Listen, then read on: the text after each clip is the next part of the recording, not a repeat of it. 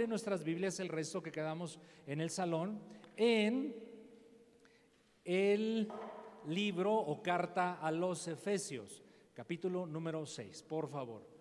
Carta a los Efesios, capítulo número 6, para leer de los versículos 10 y hasta el 18.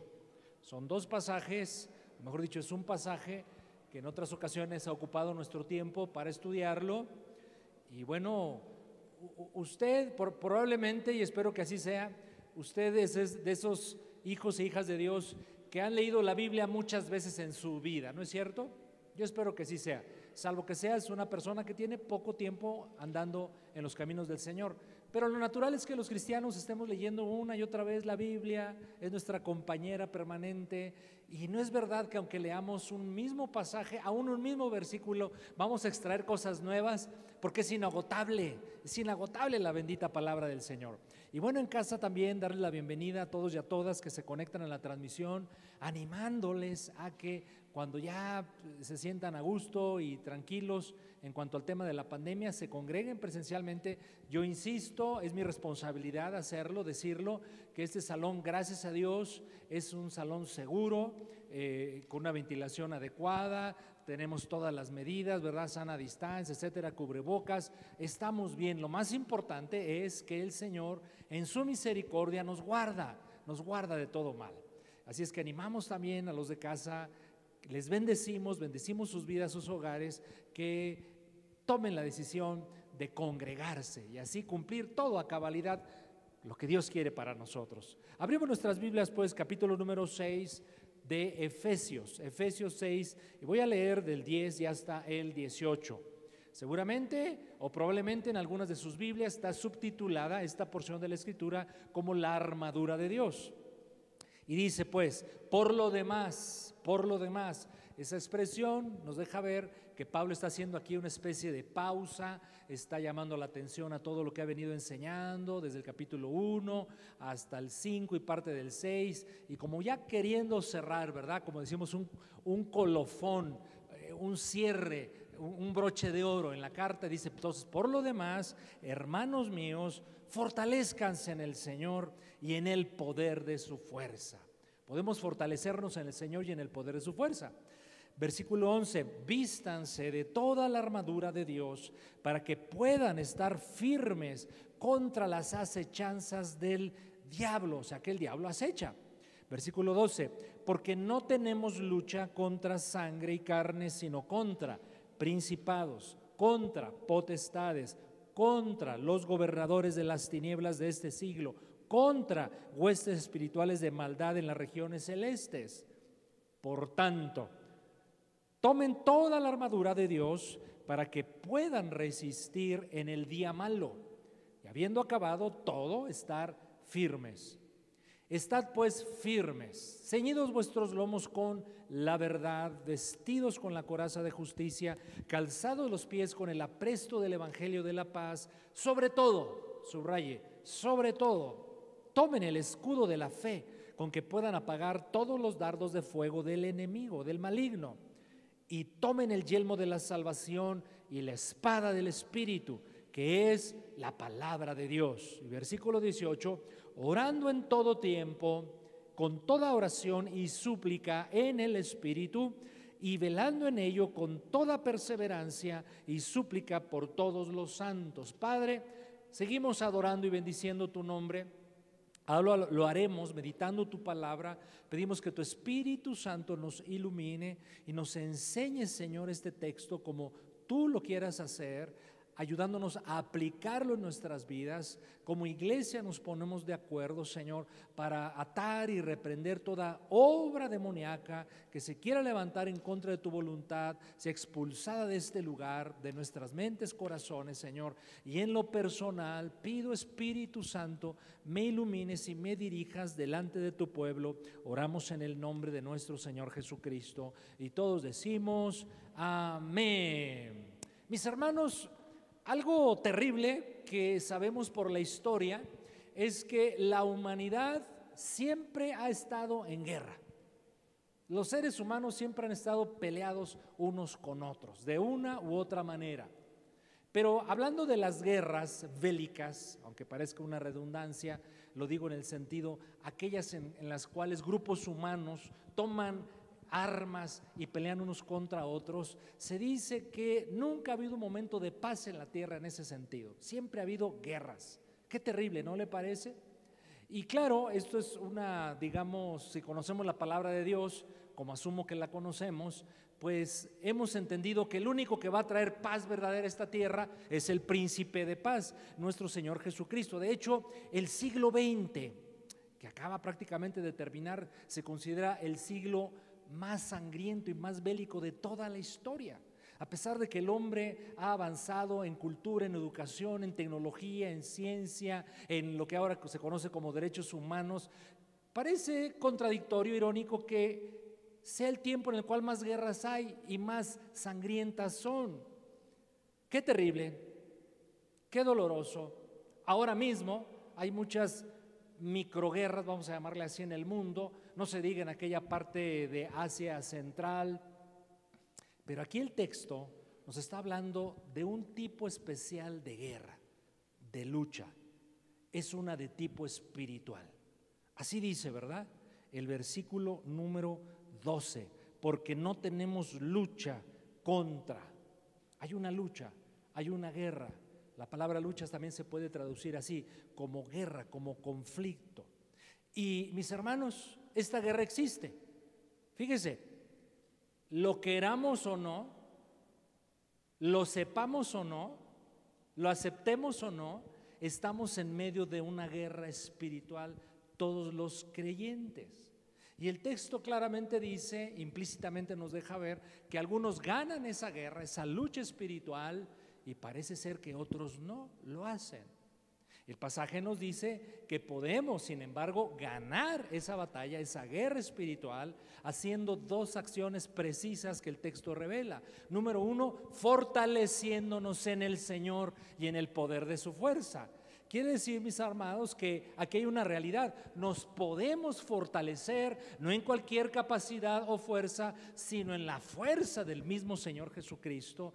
Pero nos da también una segunda instrucción para vencer esta clase de guerra, que es tomar toda la armadura del Señor, toda la armadura de Dios. Y yo me quiero enfocar en esta mañana a un elemento de esa armadura que revela el versículo número 16.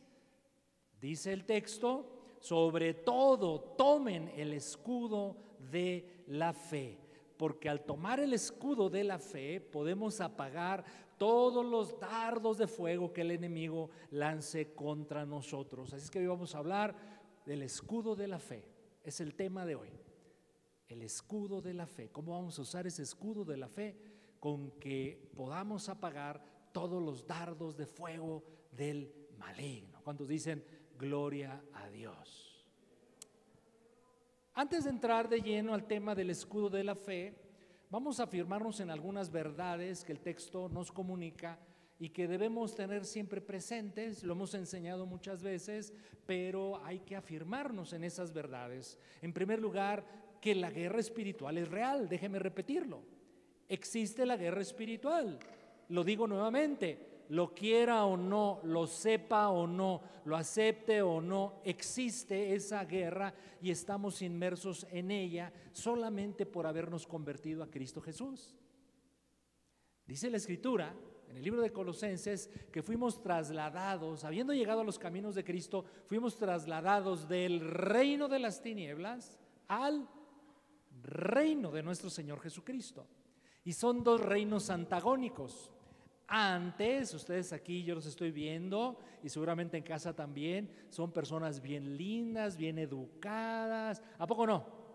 Se bañan por lo menos los días sábados, se echan su perfumito, vienen muy lindos aquí al servicio dominical. Pero antes de llegar a Cristo Jesús, todos éramos soldados del diablo. Éramos del ejército del enemigo. Estábamos en rebelión contra Dios.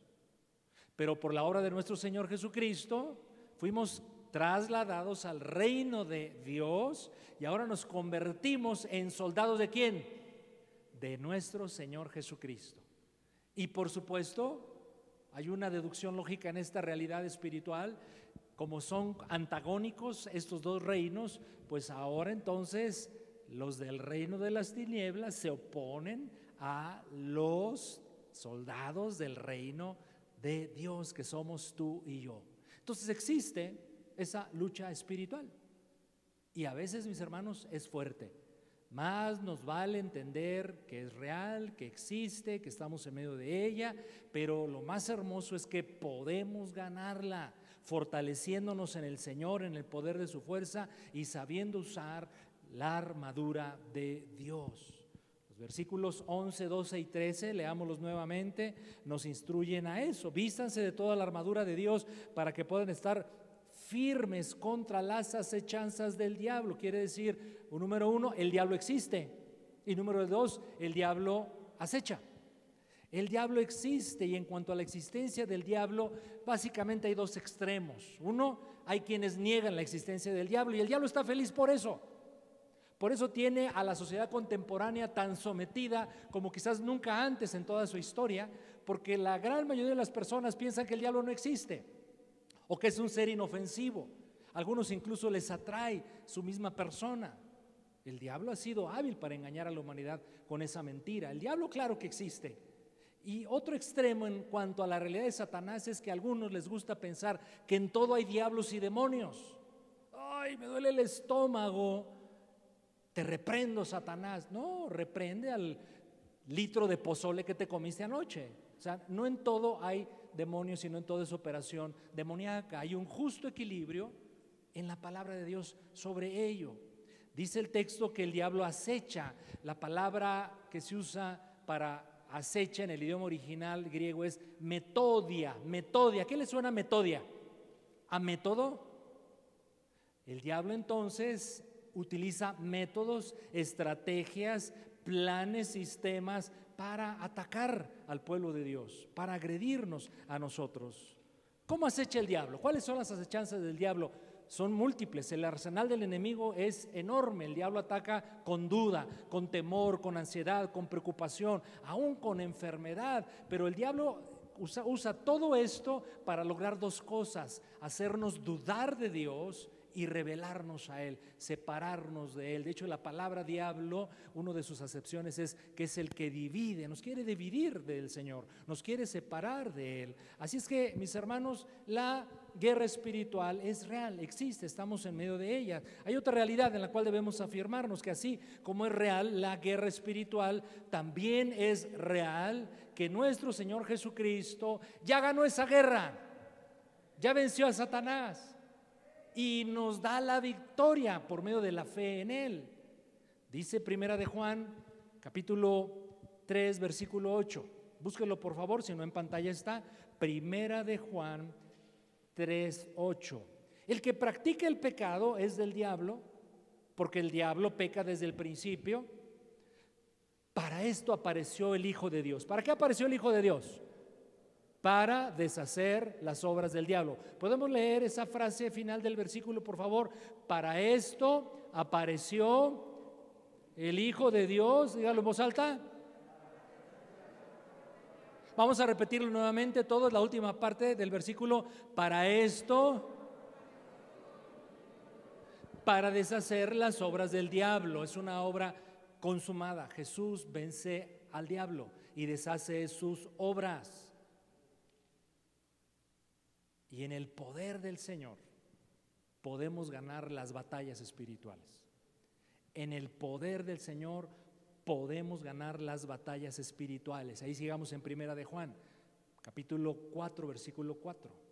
Primera de Juan 4, 4. Vamos a leerlo otra vez en voz alta todos, por favor. Adelante.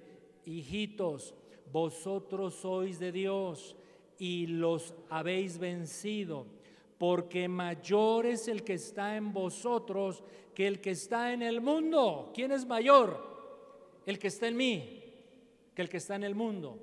¿Quién está en mí? Jesucristo, el Espíritu de Dios. ¿Quién está en el mundo gobernándolo? Satanás. Pero el versículo comienza diciendo: ustedes lo han vencido. Dos verdades. Jesús vino a deshacer las obras del diablo y nosotros por la fe en Jesús, porque mayor es el que está en nosotros, podemos también vencer las batallas que Cristo ya ha ganado. Otro texto para reforzar esta verdad, Lucas capítulo 10, versículo 19. Lucas 10, 19.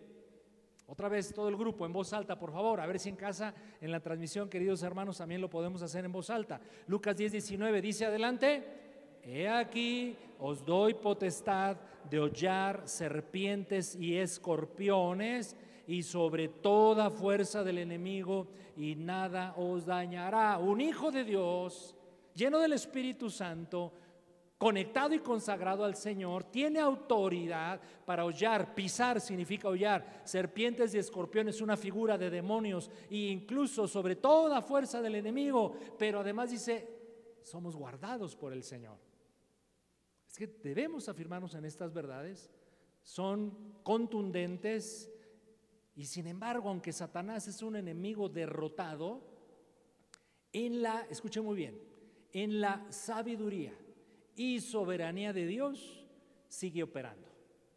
Satanás es un enemigo derrotado, pero en el plan perfecto del Señor, en su infinita soberanía y sabiduría, le permite al diablo seguir operando. Se me ocurre una ilustración, es como cuando a las serpientes se les corta la cabeza, pero aún pueden moverse. Ya se les cortó la cabeza, están a punto de morir, pero parece que todavía queda algo de vida en ese cuerpo de la serpiente. ¿Por qué seguirá el diablo todavía operando? Porque sigue cumpliendo propósitos del Señor. Nunca piense que el diablo opera ajeno al control y el dominio del Señor. Dios tiene total poder y autoridad sobre Satanás y sus demonios. Recuerde la historia del Gadareno, no lo busque por cuestión de tiempo. Cuando nuestro Señor Jesucristo está en su ministerio terrenal, va a la región de Gadara y se encuentra el endemoniado, que así lo conocemos, ¿verdad? El endemoniado Gadareno. Él reprende a los demonios y los expulsa de ese endemoniado. Eso nos habla de la autoridad que tiene Jesucristo sobre los demonios. Pero además los demonios le piden permiso al Señor, porque hay por ahí cerca un hato de cerdos y le dicen los demonios literalmente a Jesucristo: danos permiso de penetrar a ese grupo de cerdos. Y usted conoce el desenlace de la historia. Pero ¿qué nos deja ver este pasaje? Que nuestro Señor Jesucristo tiene total autoridad, gobierno aún sobre los demonios. Y esto es algo misterioso todavía, que no se alcanzaría a comprender a su cabalidad, al menos yo todavía no lo hago. ¿Por qué el Señor permite que siga operando Satanás? Entiendo algunas cosas, pero le confieso que no todo. Sin embargo, es una realidad bíblica. El enemigo sigue operando a través de sus demonios, pero nunca fuera de la autoridad de nuestro Señor Jesucristo. Por eso usted va a encontrar otro caso al respecto, sobre este punto que estoy tocando, en el libro de Job. Job va junto con otros ángeles en la presencia del Señor y le pide permiso a Dios para dañar a Job. ¿Qué quiero extraer de estas dos partes de la Escritura? Lo que estoy insistiendo: ningún demonio, ningún diablo opera fuera de la voluntad y autoridad de nuestro Señor Jesucristo. La guerra contra Satanás, mis hermanos, podríamos concluir que Dios la permite porque hace tres cosas en nosotros. Número uno, desarrolla nuestra fe. Número dos, prueba nuestro corazón. Y número tres, le da oportunidad a Dios de que se glorifique. Lo voy a repetir. Yo diría que, respondiendo a esa pregunta, ¿por qué aún Dios permite que el enemigo siga obrando, dañando, agrediendo y nos encontremos contra sus huestes demoníacas peleando? Porque el Señor, número uno, permite con ello desarrollar nuestra fe. Segundo, prueba nuestro corazón. Y tercero, da oportunidad a que Dios se glorifique. Vamos a sustentar esto con textos bíblicos rápidamente para ya pasar al tema central de hoy, que es el escudo de la fe. Dos textos fundamentales para entender esto. Respondiendo, repito, a la pregunta: ¿por qué Dios sigue permitiendo al enemigo, siendo un enemigo derrotado, por qué le permite seguir operando? Hay dos textos clarificadores al respecto. Vaya al libro de Jueces, por favor, Antiguo Testamento, capítulo 3, versículos 1 al 4. Jueces 3, 1 al 4. Estas pues son las naciones que dejó Jehová para probar con ellas a Israel. Estas pues son las naciones que dejó el Señor para probar con ellas a Israel. Dios dejó vivos a enemigos contra los cuales pelearía Israel. ¿Por qué? Para probar a Israel. Para probar a Israel. ¿Qué estaba probando el Señor en Israel? Su obediencia y lealtad a Dios. Estaba probando su fe. A todos aquellos que no habían conocido todas las guerras de Canaán, solamente para que el linaje de los hijos de Israel conociese la guerra, para que le enseñasen a los que antes no la habían conocido. Qué interesante, ¿no le parece? Los cinco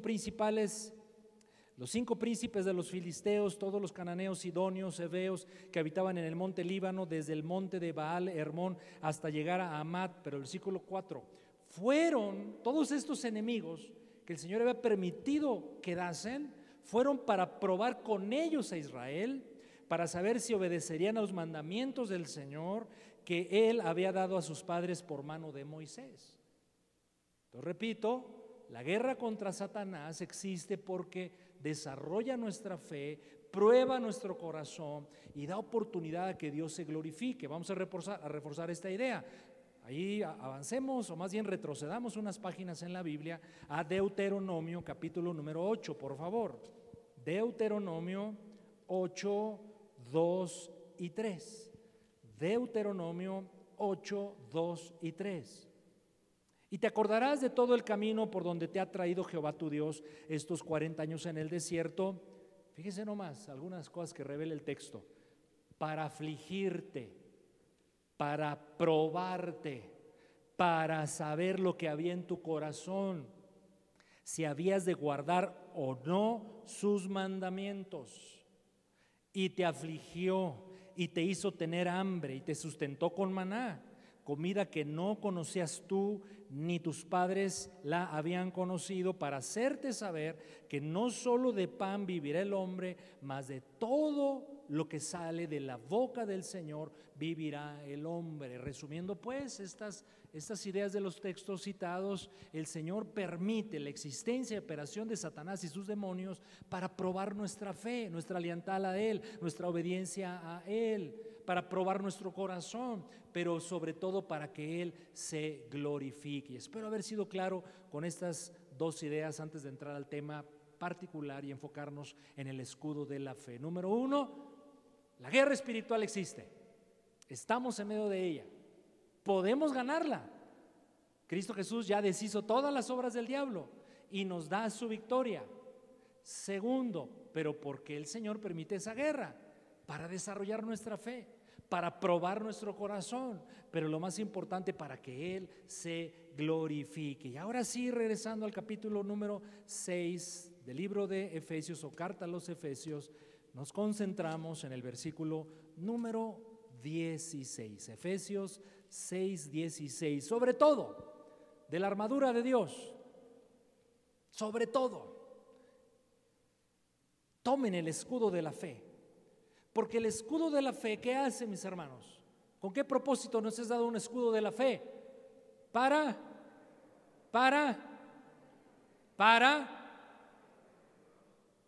apagar todos los dardos de fuego del maligno. Todos los dardos de fuego, no algunos, todos los dardos de fuego del maligno. ¿Qué es el escudo de la fe? Créanme que no necesitamos ser exégetas para entender qué es el escudo de la fe. Es usar la fe como un escudo. Es la fe en Dios como el mayor y fuerte escudo que podemos tener, para que los dardos de fuego del enemigo, que siempre nos va a estar lanzando, siempre va a estar lanzando esas flechas encendidas, cuando usamos la fe en Dios como nuestro escudo, esos dardos de fuego, escuche muy bien, se tienen que apagar. Porque aquí el Señor lo está diciendo, con que puedan apagar todos esos dardos de fuego que son lanzados contra nosotros. Así es que, ¿qué es el escudo de la fe? Es simple y sencillamente creer que Dios mismo es mi escudo. Yo creo que Dios es mi escudo. A esto el Señor se lo reveló claramente a David cuando escribe en sus salmos. Muchas veces alude al concepto escudo. Veamos un ejemplo, Salmos capítulo 3, versículos 1 al 3. Salmos 3, 1 al 3. Yo le animo a que usted anote en su boletín los textos, porque yo, para administrar mejor el tiempo aquí en mi participación, pues tengo que ir más o menos en cierta velocidad y ritmo para ir a los textos y leerlos. Y si usted se toma un tiempito en buscarlos en su Biblia y no los encuentra, anote el texto para que no se le olvide, pero trate de leer en pantalla. Salmos 3, 1 al 3. Oh Señor, cuánto se han multiplicado mis adversarios. Está inmerso el rey David en medio de una guerra, no hay duda. Tiene muchos adversarios. Muchos son los que se levantan contra mí. Muchos son los que dicen de mí, no hay para él salvación en Dios. ¿No piensa que esto es un dardo de fuego? Están los ataques de los adversarios de David de alguna forma, pero hay otro más fuerte, hay otro dardo de fuego más terrible, porque le están diciendo a David, tú no tienes salvación en Dios. Ese es el peor de todos los ataques. Y qué terrible es creer esa mentira, pero así trabaja Satanás. Tú no tienes salvación en Dios. Pero miren cómo se levanta el rey David, que todavía parece ser que no es rey aún cuando escribe este salmo. Usa un escudo poderoso, el escudo de la fe. Y él dice, mas tú, Jehová, tú, Señor, eres escudo alrededor de mí, mi gloria, el que levanta mi cabeza. David está usando un escudo. ¿Cuál escudo? El escudo de la fe. El escudo de la fe de que Dios es su propio escudo, que no solamente le cubre al frente, no solamente le cubre la retaguardia, sino dice que ese escudo está literalmente alrededor de él, que es un dardo de fuego, porque dice aquí el texto, con que podáis apagar todos los dardos de fuego del maligno. ¿Qué es un dardo de fuego? Usted sabe que en el tiempo antiguo, pues una de las maneras o de las armas que se usaban para atacar al enemigo era lanzar flechas encendidas, que eran peligrosísimas, porque una vez que daban en el blanco, estas flechas encendidas tenían capsulitas, incluso de más combustible, daban en el blanco y se incendiaban. Entonces había que tener un escudo alto, ancho, para defenderse de esas flechas encendidas, y una vez que pegaran en ese escudo, como el escudo tenía ciertas características, podía apagar esos dardos de fuego, esas flechas encendidas. Así es que, mis hermanos, quiero en esta mañana utilizar algunas ilustraciones. Es la forma como creo que podemos comprender mejor cómo usar ese escudo de la fe. Voy a usar algunas ilustraciones, especialmente bíblicas. Y si estamos hablando de la fe, pienso que el capítulo número 11 de Hebreos es un muy buen recurso para ver cómo estos hombres que son modelos de fe, así les conocemos, ¿verdad? Hebreos capítulo número 11, como los héroes de la fe. Vamos a ver cómo usaron el escudo de la fe contra los dardos de fuego que el enemigo les lanzaba. ¿Cómo trabaja el enemigo a lanzar dardos de fuego? Vamos a ubicarnos ahí en el capítulo número 11 del libro de Hebreos. Pero antes de ir a Hebreos, ahí manténgalo por favor un ratito. Antes del libro de Hebreos, creo que es importante observar cómo Satanás generalmente opera, cómo Satanás trabaja. Se lo he dicho en otras ocasiones y lo voy a repetir hoy. El libro de Génesis es el libro de los orígenes. Y lo primero que ocurre o aparece revelado, descrito en el libro de Génesis, muchas veces nos deja ver un patrón de comportamiento en toda la Biblia sobre ciertos temas. En el libro de Génesis vemos en el capítulo número 3 la aparición y operación de Satanás. Y vamos a ver que Satanás trabaja, al menos así registra toda la Biblia, Satanás trabaja casi siempre justo como se revela en Génesis capítulo número 3. ¿Cómo trabaja el diablo? ¿Cómo lanza sus dardos de fuego? vayamos al libro de los Orígenes, Génesis, para observar cómo es que el diablo opera. Génesis capítulo número 3, si me hace favor. Génesis 3. ¿Sigue conmigo acá? Génesis 3. Pero la serpiente era astuta y sigue siéndolo.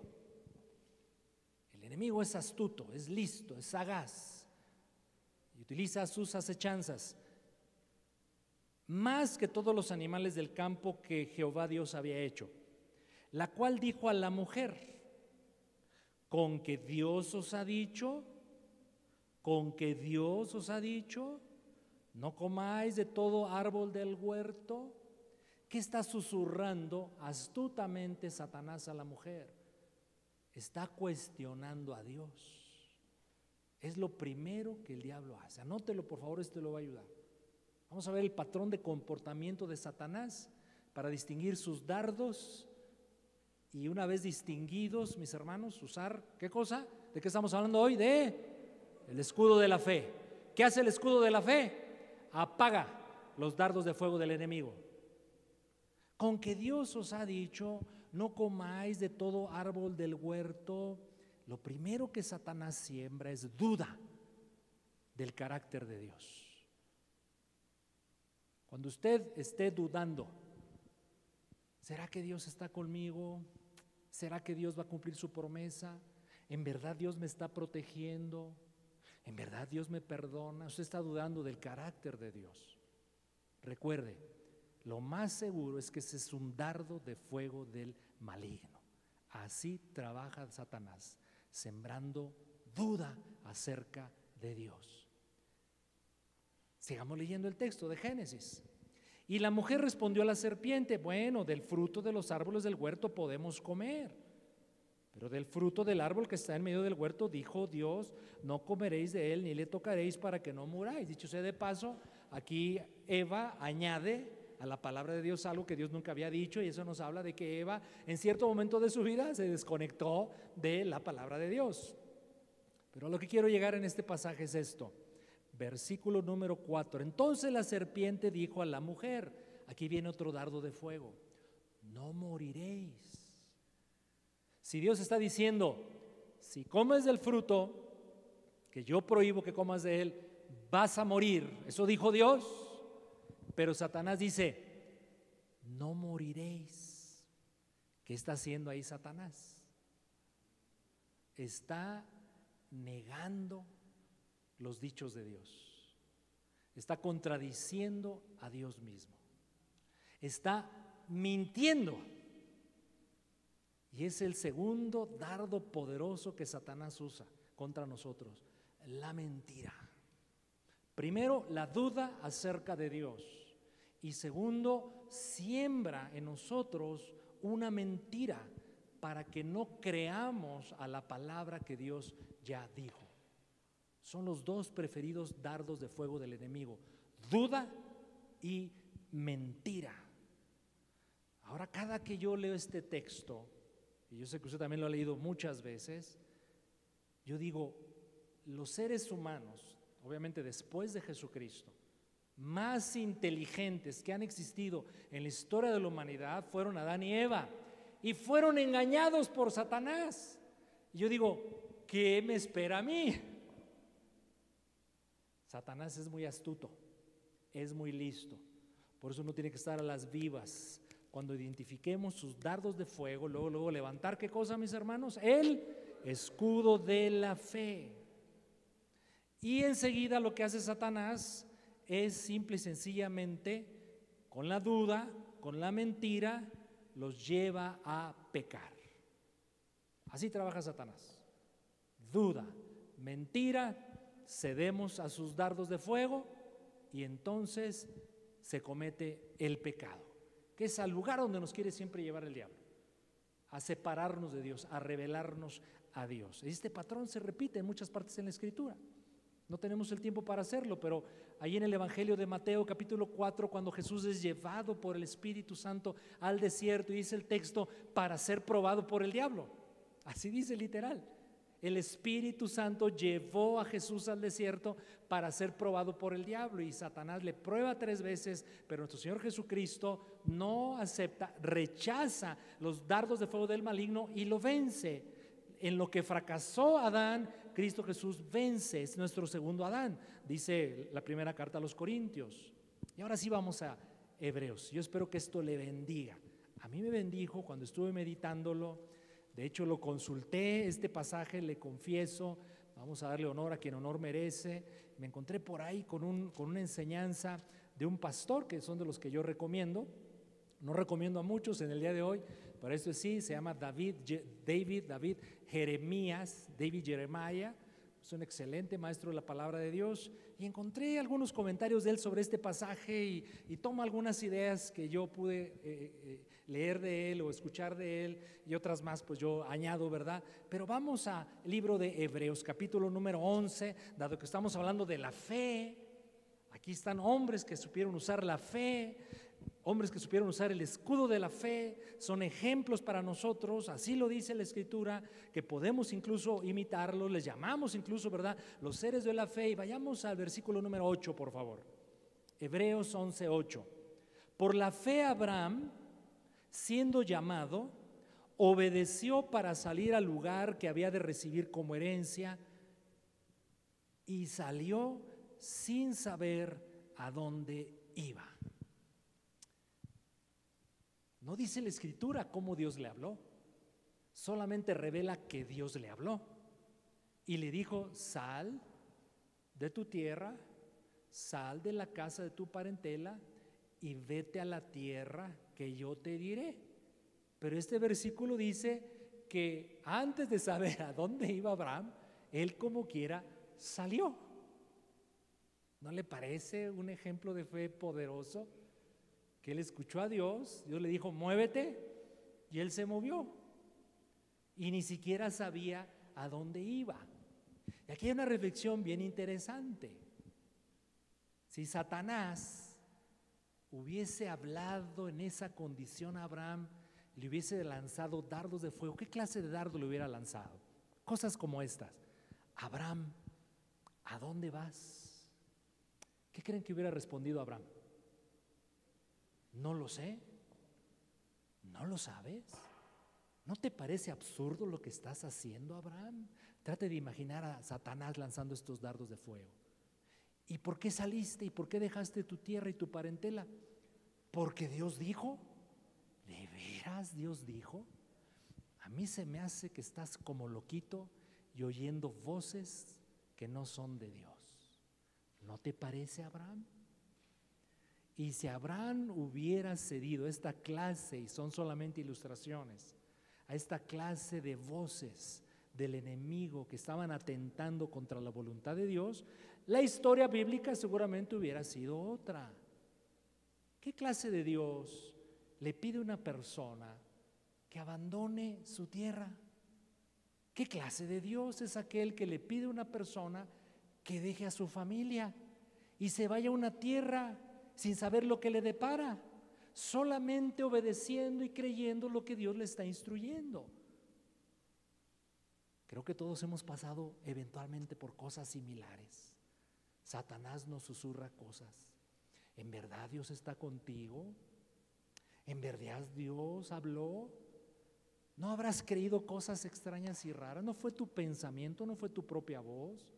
Así trabaja Satanás, porque él siembra duda, siembra mentira y nos quiere obligar a pecar contra Dios. Pero ¿cómo creen que respondió Abraham? Dice claramente, revela la palabra del Señor, versículo número 9, por la fe Abraham, sigo en Hebreos 11, versículo 9, por la fe Abraham habitó como extranjero en la tierra prometida, como en tierra ajena, morando en tiendas con Isaac y Jacob, coherederos de la misma promesa. O sea, como quiera, Abraham le creyó a Dios, obedeció a Dios, y no importasen los dardos de fuego que el enemigo le hubiese querido lanzar, él se mantuvo creyéndole al Señor. Trato de imaginarme en ese supuesto diálogo que tiene probabilidad de ser cierto, y sobre todo más cierto en nosotros que en el propio Abraham. ¿De veras Dios te dijo? Sí, Dios me dijo. Pero no sabes a dónde vas. No sé, no necesito saberlo. Yo solamente sé que el Señor va conmigo.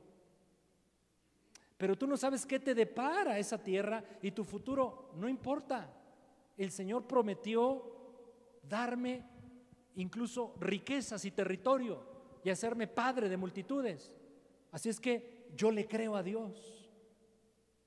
Es lo que ilustra, pienso, de buena manera el uso del escudo de la fe de este maravilloso personaje de la Escritura que incluso lo conocemos como el padre de la fe.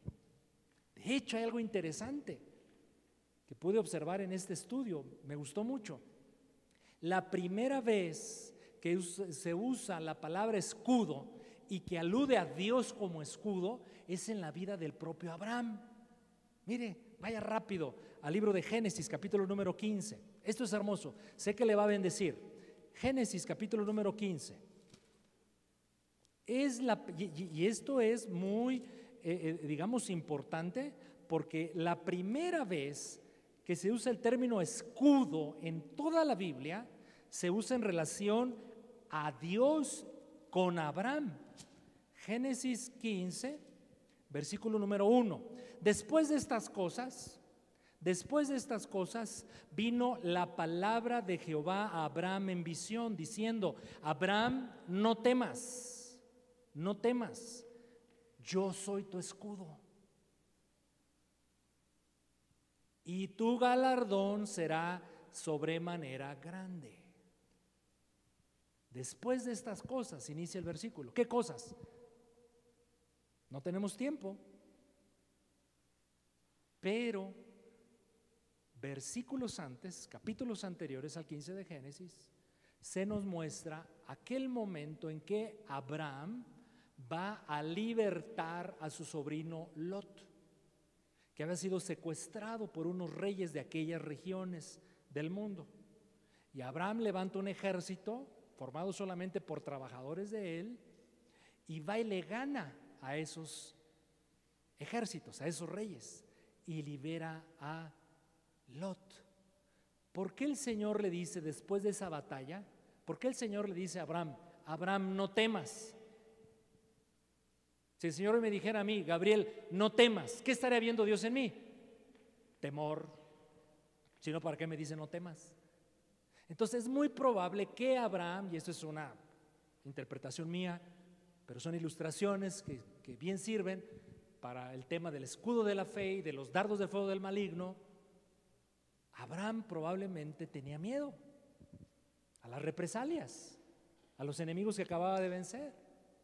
Si no, no me hace sentido que Dios le diga: Abraham, no tengas miedo. Pero ¿cuál es el argumento divino para con Abraham? Le dice: yo soy tu escudo, yo te protejo. Pero además le dice: Abraham, termina el versículo 1, tu galardón será sobremanera grande. Por cuanto crees en mí y hasta este momento tu fidelidad ha sido conmigo, entonces yo te voy a recompensar. Toda vez entonces que creamos que Dios es mi escudo contra los dardos de fuego del maligno, mis hermanos, viene recompensa de Dios. Esto a mí me edifica y me bendice mucho. ¿No sea usted? ¿Sí, él también? ¿O más o menos? Regresemos a Hebreos 11. Versículo número 11. Y aquí vemos ahora a la esposa de Sara. Qué interesante, Sara también está en la lista de los hombres de la fe. En este caso, pues es una mujer. Leamos el versículo 11. Por la fe, también la misma Sara, siendo estéril, recibió fuerza para concebir y dio a luz aún fuera del tiempo de la edad, porque creyó que era fiel quien lo había prometido. Posibles dardos de fuego de Satanás con Sara o contra Sara. Sara, ¿ya checaste el calendario de tu vida? Sí. ¿Cuántos años tienes? Ah, caray, tengo 90. Sara, ¿no te has dado cuenta que a los 90 años nadie puede quedar embarazada? Ah, pues sí, cierto, ¿verdad? Sí, Sara, ¿estás oyendo voces que no son de Dios? Tú dices que se te apareció un ángel y te dijo que ibas a quedar embarazada y en un año ibas a tener hijos. Eso dices, eso das testimonio que ocurrió. Sí, así ocurrió. Se me hace que son pamplinas, perdón. Se me hace que eso no es cierto. A ver, Sara, observa, ¿cuándo una mujer de tu edad ha quedado embarazada? Ah, de veras, ¿verdad? ¿Sí o no trabaja así Satanás? Así trabaja el diablo, sembrando duda, tratando de hacernos creer la mentira y orillándonos a desobedecer a Dios. Pero dice el versículo número 11 al final que Sara tomó un escudo. ¿Cuál fue el escudo? ¿Cuál fue el escudo? El escudo de la fe. Porque creyó que era fiel quien lo había prometido. Así de simple. Dardo de fuego. Quizá tienes razón. Nadie ha quedado embarazada a los 90 años. Es verdad. De hecho, toda mi vida he sido estéril. Pero ¿qué crees? Que hubo uno que lo prometió así y además ese que lo prometió es fiel. Escudo de la fe. Vayamos otra vez a Abraham, porque así el texto lo va indicando. Versículos, sigo en Hebreos 11, versículos ahora 17 y 18. Esta está más tremenda. Por la fe Abraham, cuando fue probado, ofreció a Isaac, y el que había recibido las promesas ofrecía a su unigénito, habiéndosele dicho, en Isaac te será llamada descendencia. Recuerde, subrayo, no lo dice el texto, pero pienso que el ejercicio es muy válido. Satanás bien le pudo haber dicho, ¿a dónde vas, Abraham? ¿Por qué te levantaste hoy tan temprano este día? Voy al monte Moria. ¿A qué vas? Quizás Abraham se quedó pensando, ¿le diré o no le diré? Pues le voy a decir, voy a sacrificar a mi hijo. ¿Qué? Eso es una locura. ¿Por qué lo vas a hacer? Porque Dios me lo pidió. Ah, Abraham, eso no puede ser cierto. Abraham, ¿no acaso Dios fue el que milagrosamente te dio ese hijo? Sí, sí me lo dio el Señor, fiel a su promesa. ¿No te parece entonces contradicción? Es más, acuérdense que Satanás es muy buen teólogo, ¿eh? Es más, ¿no te parece que Dios no se puede contradecir a sí mismo? ¿Verdad que sí, Abraham? Tienes razón, Dios no se puede contradecir. Entonces, Abraham, no es cierto que Dios te pidió a su hijo. Regrésate. Pero ¿qué hizo Abraham? Contra las acechanzas, los dardos de fuego del maligno. ¿Qué levantó Abraham? El escudo de la fe. Vean cómo termina esa porción de la Escritura en relación a Abraham. Versículo 19, pensando que Dios es poderoso para levantar aún de entre los muertos, de donde en sentido figurado también le volvió a recibir. Abraham, ¿vas a matar de veras a Isaac? Sí lo voy a hacer, porque Dios lo pidió. Estás loco, Abraham.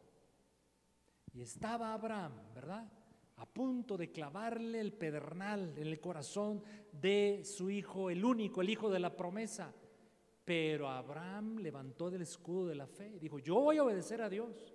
Y si este hijo muere, como es el hijo de la promesa, como de ahí me saldrá descendencia y multitudes como descendientes de este hijo, entonces, si es necesario, si yo mato a este hombre a este hijo mío por obediencia a Dios, si es necesario, Dios es poderoso para darle nuevamente vida y levantarlo de entre los muertos. ¿Qué estaba usando Abraham?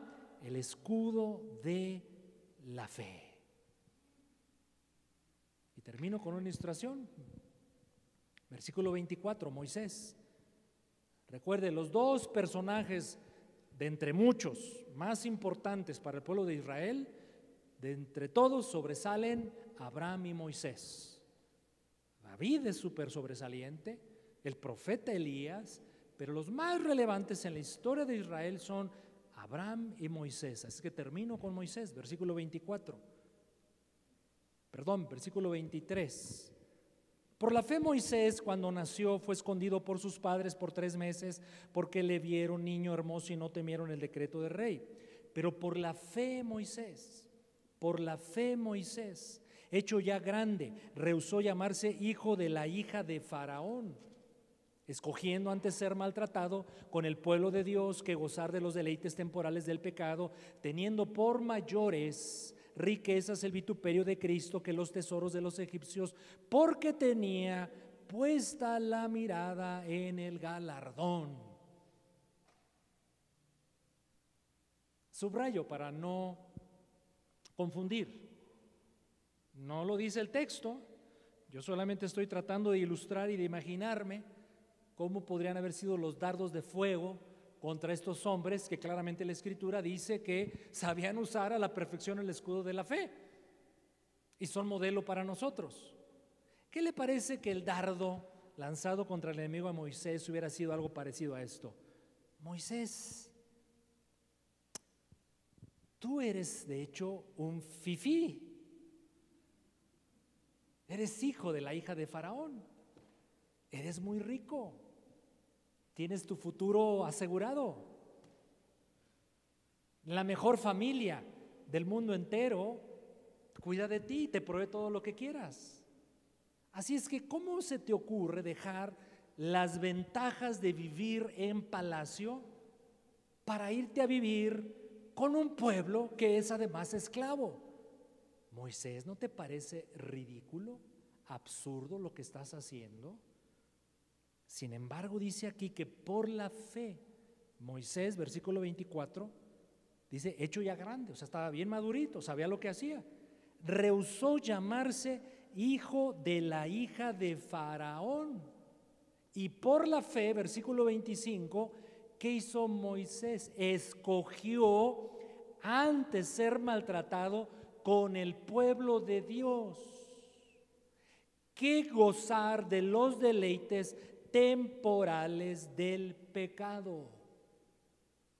Por un lado, placeres, poder, comodidad, viajes por el mundo entero, autos nuevos, casas lujosas donde vivir, ropas elegantes, seguridad social, todo lo que el dinero pueda comprar. Él tenía todo eso. ¿Qué alternativa se le dio? Irse a vivir con un pueblo esclavo, pobre, con toda probabilidad de morir en ello, pero donde Dios estaba. ¿Qué escogería usted? ¿Qué escogería usted? Tremendo, ¿verdad? Otro dardo. Oye, Moisés, tú dices que quieres ser libertador de Israel, ¿no es cierto? Sí, creo que es mi llamado, libertar a Israel. Oye, Moisés, ¿no te parece? Pues tú eres nieto de Faraón. ¿No te parece mejor estar al lado de Faraón y él te financie con millones de dólares para que tú ayudes a tu pueblo? ¿No te parece mejor esa estrategia? Puedes usar tu influencia política para libertar al pueblo. Es más, puedes levantar no una cuarta ni una quinta, sino una 10ª transformación, para que tu pueblo, el pueblo de Israel, sea un pueblo que sea levantado y sobresalga. ¿No te parece mejor ese plan, Moisés? Yo me imagino a Satanás susurrándole el oído así. Y él dijo, no.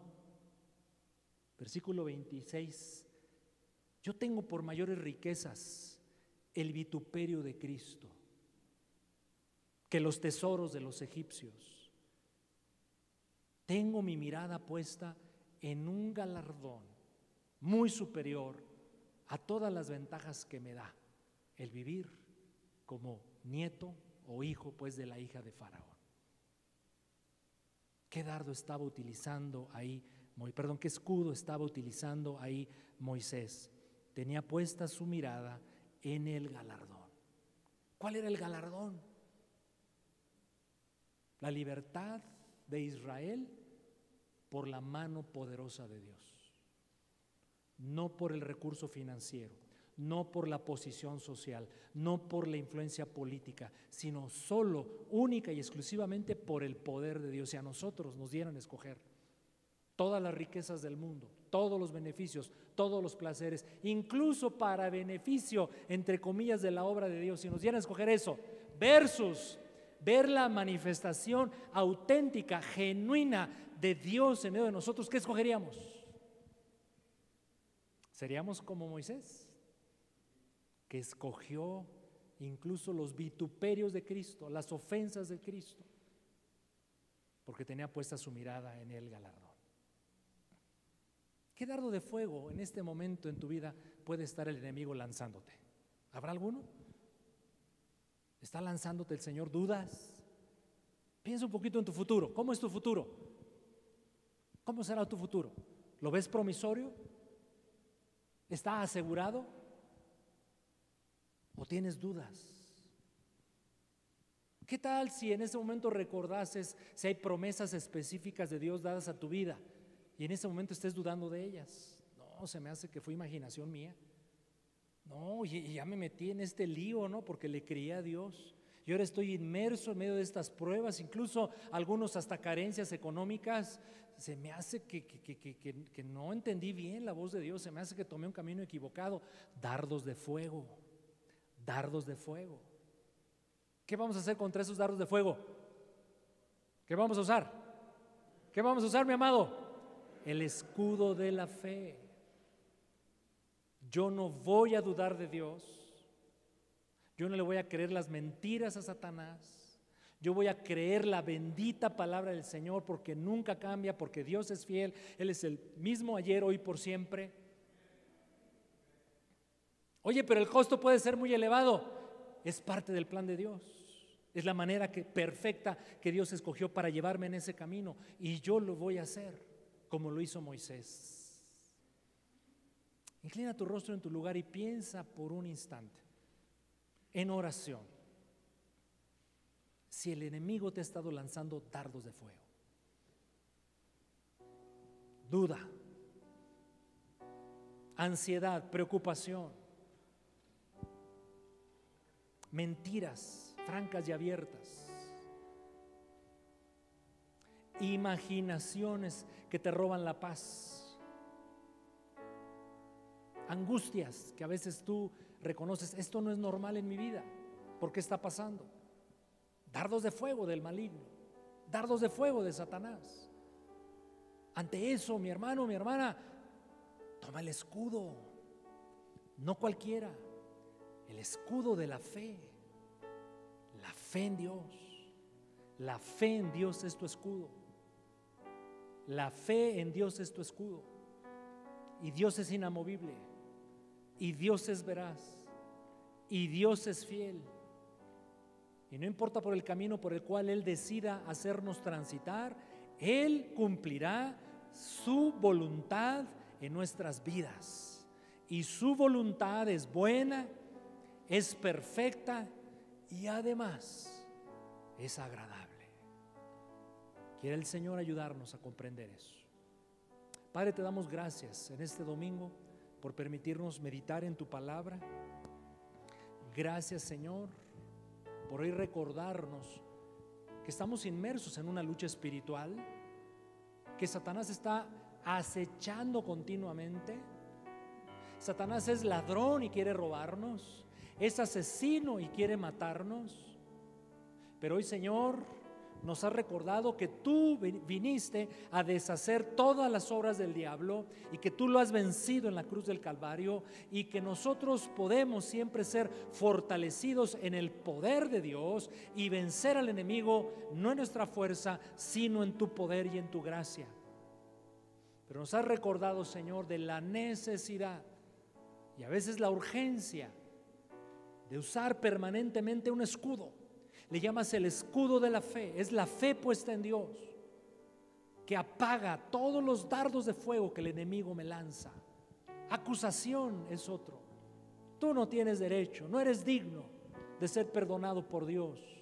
Es verdad, ni tengo derecho ni soy digno, pero en Cristo Jesús, en la cruz del Calvario, por esa preciosa sangre, inmerecidamente, solo por gracia, mis pecados han sido perdonados y borrados, y yo he sido limpio de toda maldad. Es usar el escudo de la fe contra las acusaciones mentirosas de Satanás. Padre, te damos a ti toda la honra y toda la gloria en esta hora. Bendecimos tu nombre y te adoramos. Póngase de pie, vamos a cantarle al Señor. Por favor, póngase de pie. Señor, creemos en ti, Padre. Podemos cantarle a Él y decir: quiero levantar a ti mis manos. Maravilloso Jesús, milagroso Señor, solo llena este lugar con tu presencia y haz descender tu poder a los que estamos aquí. Creo en ti, Jesús, y lo que haces en mí. Creo en ti, Jesús, y lo que haces en mí,